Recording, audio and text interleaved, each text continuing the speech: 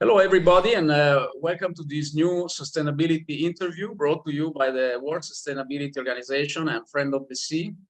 So our special guest today is Mr. Ramie Murray of Dibba Bay Oysters.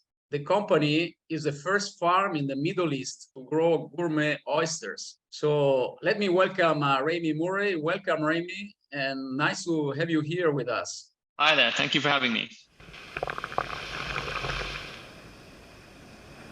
Friend of the Sea and Friend of the Earth are two major certifications for sustainable products and services. They also represent a group of conservation initiatives for endangered species and habitats. So when you buy a Friend of the Sea or Friend of the Earth product, you're sure it's produced in a sustainable way, and you're also supporting conservation.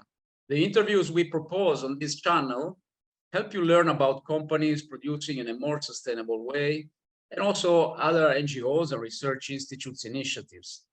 We hope they will motivate you to follow their approach and also live and work sustainably. Please remember to subscribe to our channel to be alerted about new interviews and videos, and also to like if you found this video interesting. So Ramie, tell us a little bit about your company, its history, the products, the main target markets. Well, we started in 2016, and we're in the United Arab Emirates. We're on the East Coast, so you may be familiar with Dubai on the West Coast, facing into the Arabian Gulf. We're on the other side in Fujairah, which is the tip of the Indian Ocean. So it's the Gulf of Oman. So it's a very different ocean than the Arabian Gulf. It's much deeper. It's full of nutrients. It's a bit cooler. As I said, we started in 2016, and we're farming Pacific cupped oysters. So it's the Chrysostomus gigas variety. It's a very commonly farmed oyster. It accounts for, I believe, about 90% of the world's farmed oysters. It's a very hardy and adaptable oyster. It's been introduced all over the world. Obviously, the Pacific cupped. I mean, the clue is in the name, where it originates from the Pacific Ocean. Yeah. But it's the same species that is used in France. It's grown all over the world. So we've found that the conditions were perfect in Fujairah for growing this oyster, and we've grown quite rapidly, and we're now supplying the UAE, and then regionally and internationally. So what does sustainability mean in your industry? So what does sustainability mean for us? The wonderful thing about oyster farming and shellfish farming in general is it's naturally very, very sustainable. And so since the company's inception, we've always talked about this a lot. There's a huge amount of positives with the method of farming, primarily around the fact that oysters are filter feeders. So you just need to place them in the ocean, and they will feed naturally from phytoplankton and microalgae that's occurring in the ocean. So they're also sequestering carbon in their shells. So there's that, and rather than even fighting to be net zero, they're actually putting in a very positive impact on the environment by sequestering carbon and not actually causing any kind of pollution. And then also the lanterns that we grow them in act as a hanging reef, so it's habitat. So our farm, for example, is just it's absolutely thriving with baby fish, because the fish can come in and they can use, and they feed off the sides of the lanterns. The oysters condition the water because they're filter feeders. We're not using any feed. It's not like fish farming where you're feeding them every day. And as I said, they sequester carbon in their shells. So what was important for us is these are things that I have always talked about since we started the company. But doing something like Friend of the Sea, it's about getting that third-party verification and having everything checked, and then being able to really trust in what we're saying. So and also, it's been a very, very good process for us, because yes, we have the natural advantage from a sustainability point of view with the product that we're farming, But it was actually a very in-depth process that we were pleasantly surprised with, of auditing all our processes, our waste management, our like just everything that we were doing. So it was a very, very beneficial exercise for us. And it's very, very important to us that we now have this sort of respected third-party verification of what we've been talking about for some time.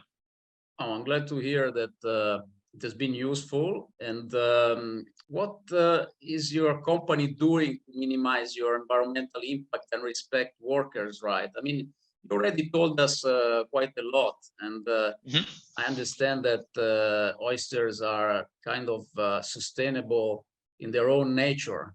However, I also know that you have undertaken conservation projects. Can you tell us a little bit more about these, and maybe absolutely, yeah. So some additional points on your environmental engagement and yeah, effort to reduce your impact? Yeah, so as I've talked about, the farm is naturally very environmentally positive, but we have a program where we're also collecting the empty oyster shells, and what we're doing is we're wrapping them into sort of gabion baskets, and we're placing them with a partner into the ocean, and we're building reefs with these shells. That oyster shells are a wonderful building block for a natural ocean reef.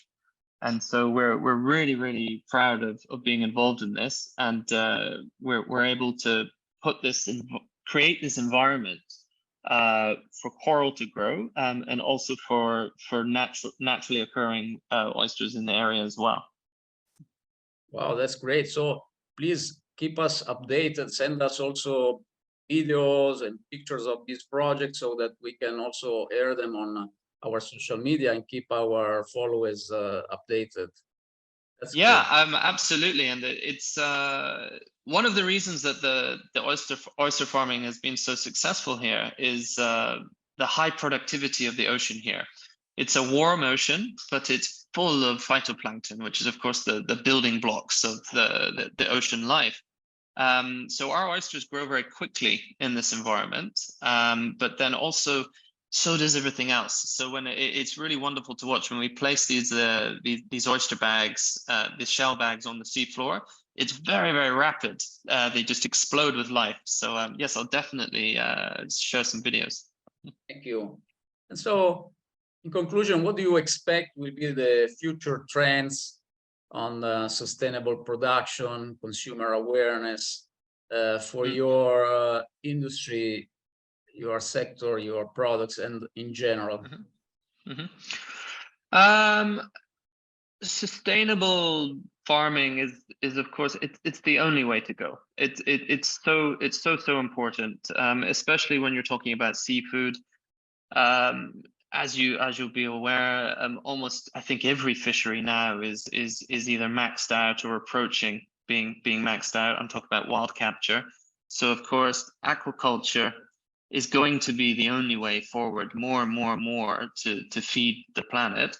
And so it's vitally important that aquaculture in particular is managed in a sustainable way. So I can see it becoming more and more important. And I think there will be, if we talk about future trends, I think shellfish quite rightly are getting really good press for their positive environmental impact. They're wonderful sources of protein and minerals and vitamins. They're super healthy food that can be grown at scale in a sustainable manner. There's not many foods you can say that about. So I can see shellfish farming growing.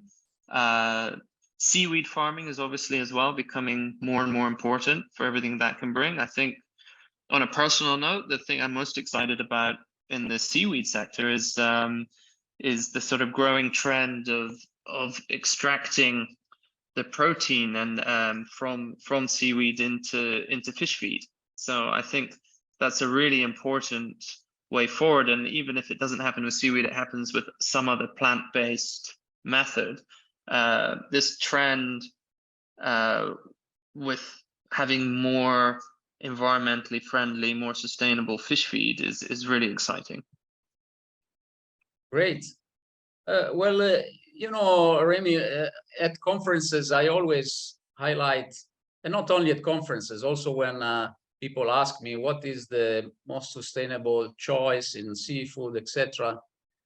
I almost always start by putting first in the list bivalves, mollusks, something like mussels and oysters and so on.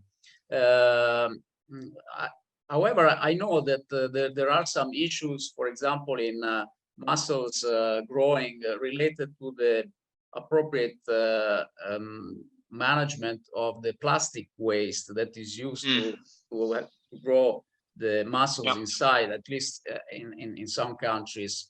Is this issue occurring also in oysters, or the way that they are farmed does not imply this risk of inappropriate waste of the plastic?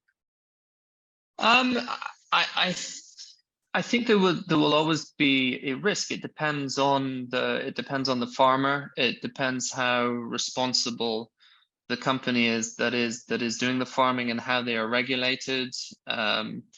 There's lots of different ways to farm oysters and mussels. There's lots of different techniques. Some are more prone to what you're referring to than others. And that's why certifications like Friends of the Sea is really important. And so customers can differentiate and say, okay, these guys have been verified. They're not following practices that are potentially damaging. So you're able to manage the presence of plastic and avoid that. Absolutely. Yeah, absolutely. Wonderful. Yeah. Wonderful. Great. Well done. And thank you very much, Ramie, for your very interesting contribution and for this valuable information you have provided. So congratulations to your company for all your efforts in preserving the oceans and marine life, and also to proactively be beneficial to the ocean. So I'm sure that your company engagement in environmental conservation can represent a great example for many others. So for now, I greet you, but I hope to have you again on our YouTube channel in the future for updates and other considerations. So thank you so much. Have a great day. You too. Thank you for having me. And yeah, I'll look forward to checking in again soon. So to our followers, if you have enjoyed this video, please remember to subscribe to be alerted when new interviews and videos will appear on our channel. And if you enjoyed the interview, please do not forget to like it. Thank you all and see you soon. Thank you, Ramie. Thank you.